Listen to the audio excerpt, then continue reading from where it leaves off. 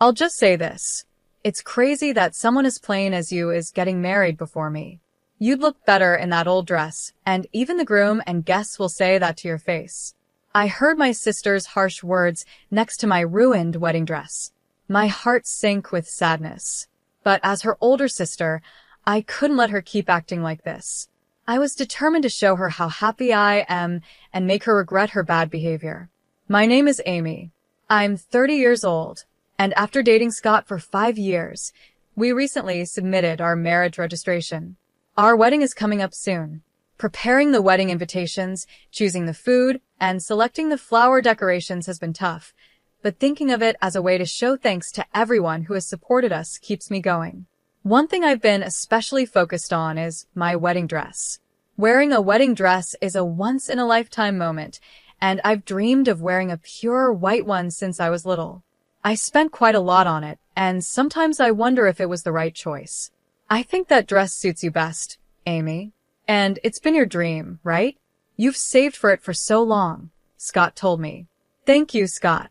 Yes, it's a special day, so I'll wear the dress I chose with confidence, I replied. The dress I picked is beautiful, made with lots of lace and tulle, created by a famous designer.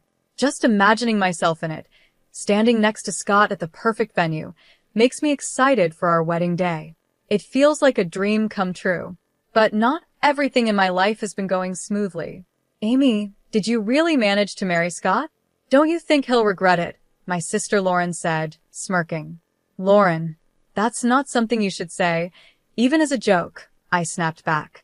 When I visited home, Lauren, who is 3 years younger than me, was lounging on the couch.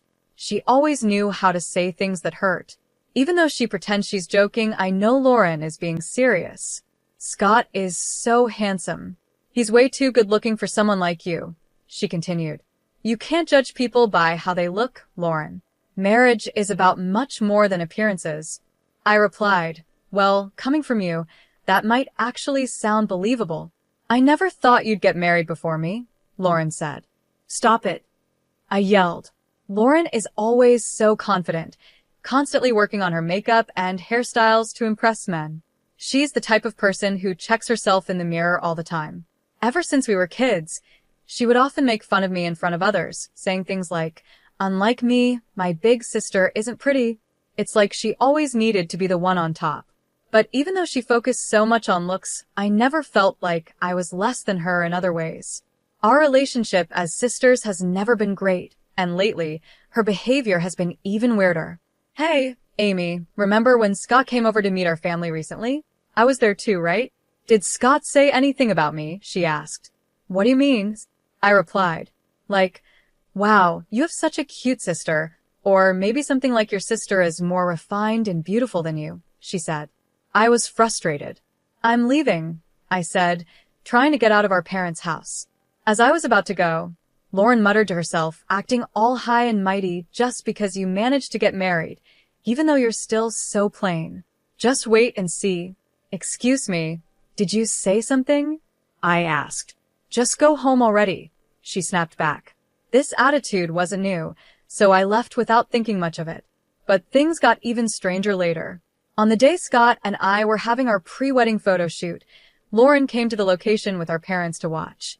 Oh, so this is the dress you're going to wear on the big day, she commented. Lauren, the shoot is about to start. Could you please move aside? I asked. I was scheduled for a solo photo session first, and as the preparations were being made in the cathedral where the ceremony would take place, Lauren kept walking around, not caring about anyone else. All right, I'll move. What's the big deal? Just because you're in a wedding dress, you're acting like you're the star, she said. Well, I kind of am the star today, since it's my pre-wedding shoot. We need to move quickly, or it'll be a problem for everyone, I replied. She scoffed. Typical. You try to be liked by being so considerate, but really, you're just plain. And just so you know, that dress doesn't suit you at all, Lauren whispered to me, making sure our parents, Scott, and his mother couldn't hear her. Just as I was about to respond, she walked away. I was about to respond, but Lauren just walked away with a smile. The photo session began, but her cruel words lingered in my mind, making it hard for me to smile naturally. As the pre-wedding shoot went on, My smile felt more and more forced. Are you nervous, Amy? Asked Scott's mother, my future mother-in-law. We hadn't met many times, but she was always gentle and kind. I'm just having a little trouble smiling, I said. Sorry to keep you waiting. It's okay. You look beautiful in that dress. Take your time with the photos. You deserve to be admired for as long as possible, she reassured me. Her kind words helped for a moment, but Lauren soon ruined the mood again. Are you going to make trouble for your in-laws? I feel sorry for them, having such an incompetent daughter-in-law. Who would want someone like you? Lauren said with a smirk. Lauren, please stop, I responded, trying to stay calm.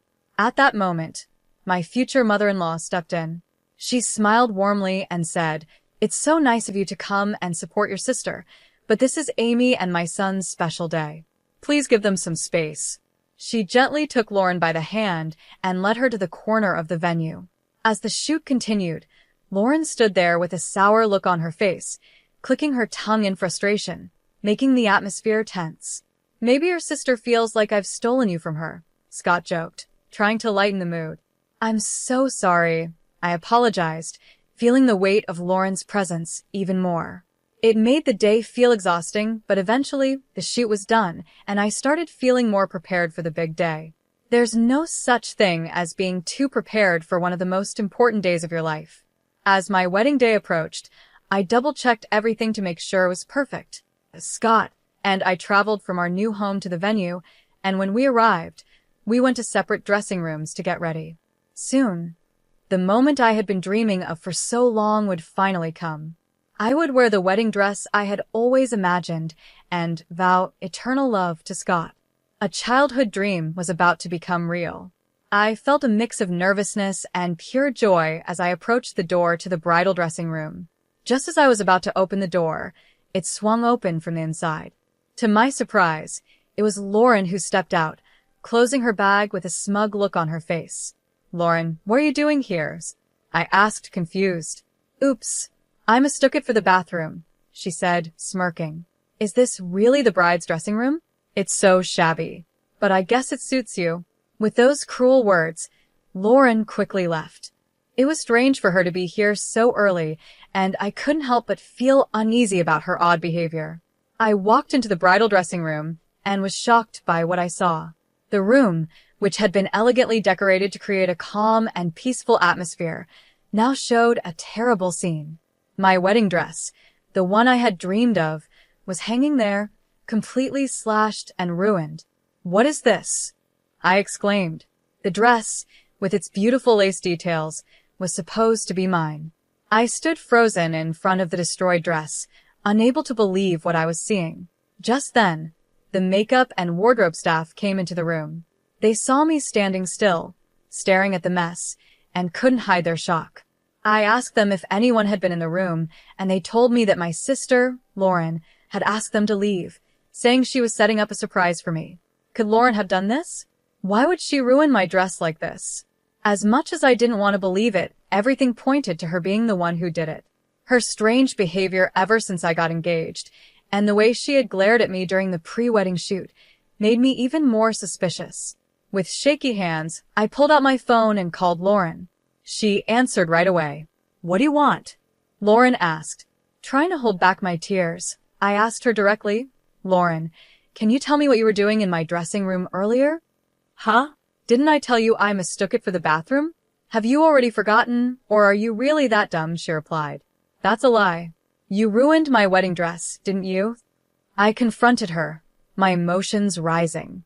Lauren laughed. What? Something wrong with the dress? It's pretty awful that you'd suspect me. Maybe it's just karma for your bad attitude. You sound like you're enjoying this. That just proves you did it. Why did you destroy my dress? I demanded, my voice filled with anger. Oh, what a hassle, Lauren said, sounding bored. Do you have any proof that I did it? And honestly, isn't it weird that someone as plain as you is getting married before me? You'd probably look better in that torn-up dress anyway. Even the groom and the guests would agree. With that, Lauren hung up the phone.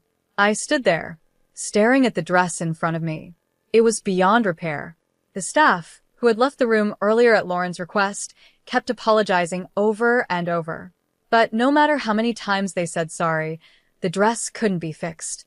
I kept telling them, it's okay, but inside, I wasn't sure if anything was okay at all.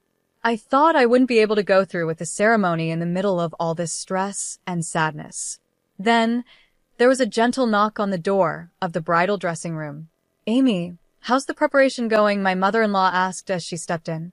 She was bringing some refreshments for the staff, but the moment she saw the ruined dress, her face turned serious. "What happened to the dress?" she asked, shocked. I started to explain. "The truth is, my sister," my mother-in-law listened quietly and nodded. "I see," she said. "But it's a good thing we prepared a backup dress, just in case." "Backup dress? What do you mean?" I asked, confused. "I have a suggestion," she said, her usual calm tone replaced by a more serious expression. She laid out a plan. If I supported her idea, she promised to help make everything perfect. Thanks to her strategy, I found the strength to move forward with the wedding I had almost considered canceling. "Just watch, Lauren," I thought to myself. "I'll show you how happy and radiant I can be." Seeing my renewed energy, the staff got even more excited and worked hard to make everything perfect. My emotions were different from how I had felt that morning. I was now ready to face the wedding head-on. The magnificent chapel was set outside, and as the solemn music began to play, the large doors in front of me opened. My father was waiting there, and the aisles stretched out before us, leading to the altar where Scott stood, waiting for me. As I walked down the aisle with my father, I heard guests gasp in surprise. My father had tears in his eyes, and Scott, who didn't know what had happened with the dress, looked surprised as well. With my veil still on, I stole a glance at Scott's face, then quickly looked at the family seats. There was Lauren, expecting me to show up in a torn or badly prepared dress. Her expression was priceless. Her mouth was wide open in shock, and she couldn't move. I walked past her, straight to Scott. After my father gave me away, I took Scott's hand. I noticed Lauren fidgeting with a handkerchief she was holding. We exchanged rings, shared our vows, kissed, and walked out to a shower of flower petals. As we passed Lauren during our exit, I saw her pulling on the handkerchief, which finally tore at her hands. This ceremony wasn't about troubling my sister. It was about sharing our joy. At that moment, I forgot all about Lauren and focused on the happiness of the day. After we finished taking group photos outside the chapel, we were directed to the reception venue. It was good that everything had gone smoothly in the end. "I was really surprised you chose such a beautiful dress," my husband said as we shared a few words before heading back to our dressing rooms. The atmosphere was light and happy as guests started making their way to the reception. Suddenly, I heard Lauren shout loudly, "Wait! Why are you wearing such a nice dress?" Lauren pointed at me. "What's with that long veil, the tiara, and even your shiny chest? Why are you standing out so much? You're supposed to be less noticeable than me. You don't have the right to act so confident." Lauren's words were loud and full of frustration, even though she seemed to admire the dress at the same time. The dress I wore was indeed beautiful. It had a long veil made of high-quality lace, a glamorous tiara decorated with Swarovski crystals, and the silk fabric shimmered under the light. The full hem of the dress gave it a royal look, and the chest was delicately adorned with crystals too. It doesn't matter if I'm beautiful or not. Every bride has the right to wear a dress she loves and enjoy her special day. "You always look down on me, Lauren. But who do you think you are?" I shot back, standing my ground. Lauren scoffed. "Everyone knows that beautiful people are above the ugly ones. Ugly people have a lower status. Look at me. I take care of myself, and I'm clearly more beautiful," she said, turning to the guests with a smug smile. The guests, including our parents, were shocked into silence. Seeing their reaction, Lauren took it as agreement and continued. "See? I'm definitely more beautiful, yet I don't even have a boyfriend, and my ugly sister gets married first? I can't accept this." Her anger flared, and she glared at me before suddenly lunging at me. "It's pitiful that someone as ugly as you would wear this. Take it off right now and apologize to the dress," she shouted. "Lauren, stop. This is an important wedding dress. It's borrowed from Scott's mom. It's the dress she wore at her own wedding, so don't touch it. I cried out, trying to stop her. Before Lauren could cause any more trouble, the venue staff and Scott quickly stepped in to hold her back. She struggled at first, but froze when she heard what I said. Wait, so it's a second-hand dress? She sneered. So you were wearing rags after all? Treating something second-hand like it's special, you really are poor. Plus, getting rags from your mother-in-law? You're already being bullied, aren't you? No dreams, no hopes. Serves you right, she said with a cruel smirk. Her words stung, but I stayed calm, knowing that nothing she said could ruin my day. I will not allow you to call this dress a rag, Scott's mother quietly intervened, stepping forward with a calm smile. This dress is a haute couture piece, custom-made. It originally cost $500,000. $500,000? Lauren exclaimed, shocked. The price of silk and Swarovski crystals has gone up since then, so it's likely worth even more now, Scott's mother continued. We've had experts take care of it, so it's in perfect condition. Hearing this, Lauren's face turned pale. The mention of the actual price seemed to shake her deeply. Why would you give such an expensive dress to my sister? Lauren stammered. Because Amy is kind and will make a wonderful bride, Scott's mother said gently. It brings me great joy to know that my treasured wedding dress is being worn by my dear daughter-in-law. That's not the point. Why was such an amazing dress prepared in the first place? Lauren pressed, clearly upset. She had probably assumed there was no backup dress when she ruined the original one. Scott's mother smiled slightly at Lauren and said, Lauren, I noticed how you glared at Amy during the pre-wedding shoot, even after I asked you to give her space. I saw you looking at that dress on your phone, and had a feeling you might try something. I thought you were just an old lady, Lauren muttered under her breath. Yes, but our family is well off, and we're very sensitive to other people's intentions, Scott's mother replied smoothly. That comment seemed to hit Lauren hard. Wait, you're wealthy? So Scott is rich, too? He's rich and handsome. Then why did he choose my sisters? Lauren shouted, growing more confused and frustrated. Why did I marry Amy's? Scott said, joining the conversation with a shy smile. I was planning to talk about it in my speech at the reception. He turned to Lauren, who was now red with frustration. When I first went out with Amy, she suggested we split the bill. I was surprised. It was the first time anyone had ever suggested that. She even wanted to split the cost of our apartment rent and the wedding expenses. What? Going Dutch? I don't get it. If Scott is rich, he should pay for everything. Amy, you should let a man take care of you. That's why you're a flawed woman, Lauren criticized. Scott shook his head. That's exactly it. Every woman I've dated saw me as just a wallet, but Amy didn't. She's truly independent, and I realized I didn't want to be with anyone else but her. He then continued, speaking about other reasons why he loved me, standing firm in his words. Lauren clicked her tongue in frustration, clearly unhappy with the answers she had received. I can't listen to this. It's boring, and I'm not interested in a reception where my plain sister is the star. Maybe I should just go home, Lauren said, venting her frustration. Then, as usual, she lost her motivation and relaxed her shoulders. This was typical of her. Either she'd cause a scene until she got what she wanted, or until she got bored. As her sister, I had always tolerated her behavior, but it was clear her personality hadn't improved as she grew older. I realized it was time to teach her a final lesson. Grabbing her arm to stop her as she yawned, I said, "This is a good time to tell you. You'll have to pay for the dress you ruined." Lauren grimaced, then laughed smugly. Me? Ruin the dress? There's no proof.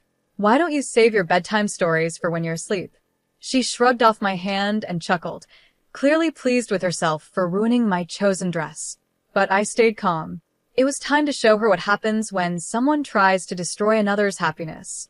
Seeing how satisfied she looked, I smiled and said, "Unfortunately for you, everything was recorded on the surveillance cameras. I had them installed in the bridal dressing room. I'm even thinking about filing a criminal complaint for property damage. I hate the idea of having a criminal in the family on my wedding day."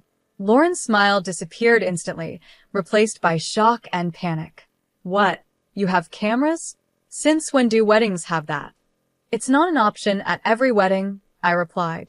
I had them installed just for today, and they'll be removed tomorrow. How can you just install and remove things on your own? That's ridiculous, Lauren said, still in disbelief. This venue is the wedding venue I own, I explained. What? You're the owner? I thought you were just a plain office worker, she exclaimed, her shock growing. Plain or not, it's true I was an office worker until recently, I continued. But my passion for wedding dresses and weddings grew, and I decided to open my own wedding venue. It wasn't just my savings that made it possible. Scott's mother, who is also an investor, supported me, helping me create a wedding venue for brides. And this place? It's the one I manage. Lauren's face twisted with disbelief. No way. I've never heard anything like this from Mom or Dad. Ask them to keep it a secret from you. I figured you'd think it was ridiculous for someone with my ugly appearance to run a company, I said. As Lauren listened, her expression softened.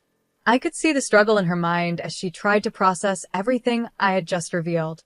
I have a lot of wealthy relatives, I mentioned. Lauren's eyes lit up. Oh.